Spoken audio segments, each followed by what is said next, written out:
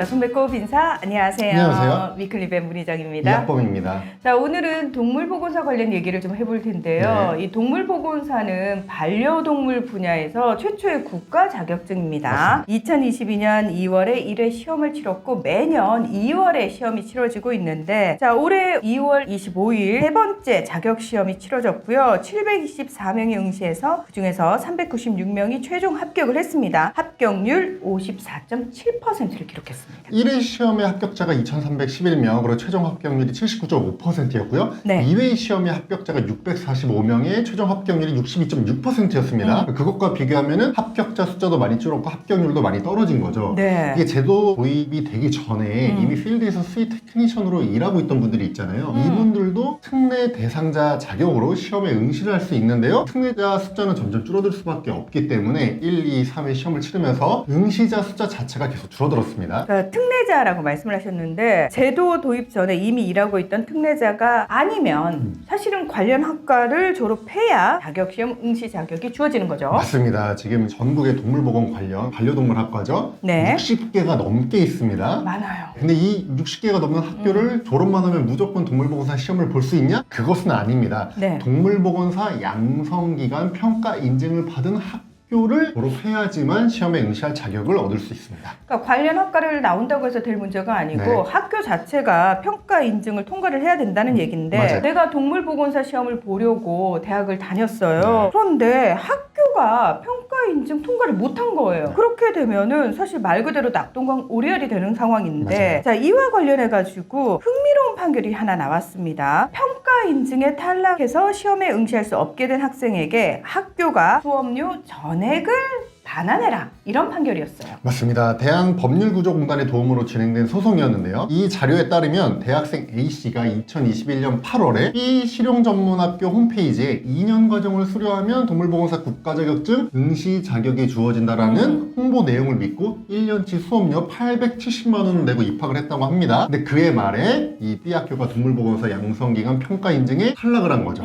그러면서 시험에 응시를 할 수가 없게 됐습니다. 심지어 A씨는 이 사실을 2022년 4월에 뒤늦게 알게 됐습니다. 자, 2022년 4월이면은 이미 제1회 시험이 치러진 다음입니다. A씨 같은 경우에는 당시 두 번째 학기를 다니고 있었을 텐데, 앞으로 뭐 1년을 더 열심히 학교를 다녀도 시험에 응시할 수조차 없으니까 굉장히 황당했을 것 같아요. 너무 황당했을 것 같아요. 그래서 이 A씨가 자퇴를 했습니다. 자퇴를 하면서 학교 측에다가 수업료 반환을 요구를 했는데, 학교 네. 측에서는 학칙에 따라서 수업료 일부만 반환할 수 있다고 하면서 218만 원만 돌려줬습니다. 870만 원이 1년치 수업료였는데 218만 원만 돌려받으니까 네. 나머지를 다 돌려받기 위해서 소송을 건 거예요. 그렇죠. 그리고 그 결과 수업료 전액을 반환하라는 판결이 나온 거고요. 네. 그런데 이렇게 소송까지 갔다는 걸 보면은 학교 측에서는 수업료를 반환해줄 의향이 없었던 것 같아 보이는데. 맞습니다. 학교 측에서는 평가 인증을 받기 위해서 학교가 최선을 다했다. 그러므로 평가 인증 탈락은 학교의 책임이 아니다. 이런 입장이었다고 합니다. 하지만 이제 공단 측에서는 특정 시험의 응시 자격 부여가 입학자들의 주요 입학 동기가 되고 학교 측이 이를 적극적으로 홍보를 했다면 학생들에게 응시 자격을 부여할 수 있는 그 지위를 유지해야 된다라고 반박을 했습니다. 네. 결국에 학교 측의 평가 인증 탈락으로 학생들이 시험에 응시를 할 수 없게 된다면 이게 채무 불이행에 해당되기 때문에 수업료 전부를 반환해야 된다, 이렇게 주장을 했고요. 네. 전주지법이 이를 받아들여서 625만 원을 지급하라고 판결을 했습니다. 그러니까 사실상 수업료 남은 잔액을 돌려주라는 판결을 내린 거죠. 또 이제 학교 측이 평가 인증에 탈락했다는 사실을 좀 뒤늦게 알려서 A씨의 손해가 확대된 점도 영향을 미친 걸로 알려졌습니다. 얘기를 듣고 보니까 굉장히 합당한 판결인 것 같은데, 졸업하면 동물보건사 국가 자격증 시험을 볼 수 있다고 했는데 실제로는 볼 수 없게 됐고요. 그것조차 평가 인증 탈락한 뒤에 바로 알게 된 것도 아니고 몇 달 지나서 알게 됐으니까 진짜 억울하잖아요. 네. 수업료뿐만 아니라 사실 시간도 많이 허비한 거거든요. 맞아요. 자, 그런데 이제 이런 판결이 나왔으니까 비슷한 소송이 계속 제기되지 않을까 싶은 생각이 드는데, 사실 평가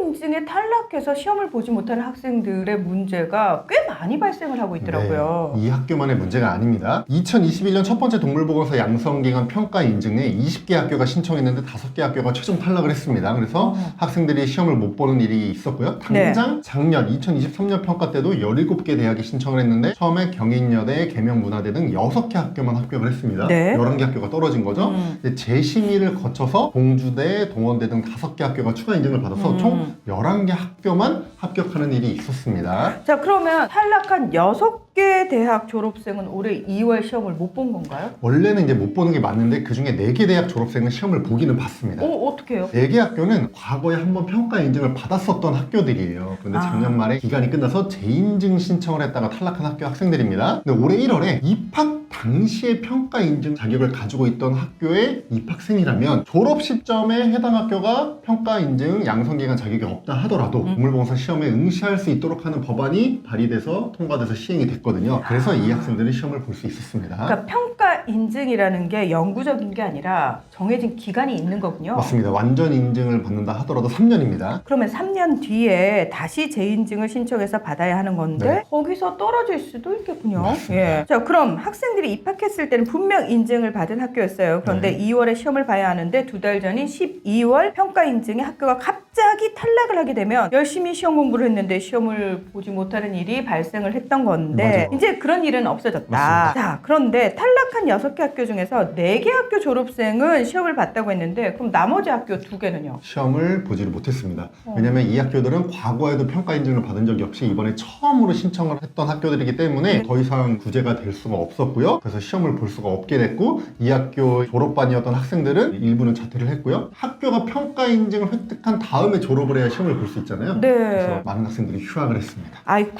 어쨌든 이번 판결 사실이 알려지면서 비슷한 소송이 꽤 많이 진행이 될 것 같다라는 생각이 드는데 아무래도 제도 도입 초기 단계다 보니까 그리고 동물보건사가 최초의 반려동물 국가 자격증이다 보니까 관심이 굉장히 많이 집중이 됐었거든요. 네. 관련 학과도 뭐 우후죽순 엄청 많이 늘어났다 뭐 이런 얘기도 저희가 전해드린 기억이 나고요. 맞습니다. 열악한 지방대라든지 전문대 사정을 고려할 때 학과를 만들고 동물보건사 자격시험에 응시할 수 있다 이렇게 홍보를 하는 거 저 어느 정도 사실 이해가 되기는 네. 합니다. 근데 중요한 건 평가 인증 통과 수준도 되지 않는데 무조건 일단 학과 만들고 홍보부터 해서 학생을 모집한다는 거 결국은 학생들의 피해로 다 돌아오는 거거든요. 맞습니다. 학교는 학생들을 교육하는 기관이고 사실 거기에 가장 충실해야 되는 조직이잖아요. 학생들이 애꿎은 피해를 보는 일은 좀 없었으면 좋겠습니다. 학교 측에서 조금 더 세밀하게 신경을 써야 될 부분일 것 같습니다. 맞습니다. 오늘 위클리 벳은 여기서 마무리하겠습니다. 함께해 주셔서 고맙습니다. 감사합니다.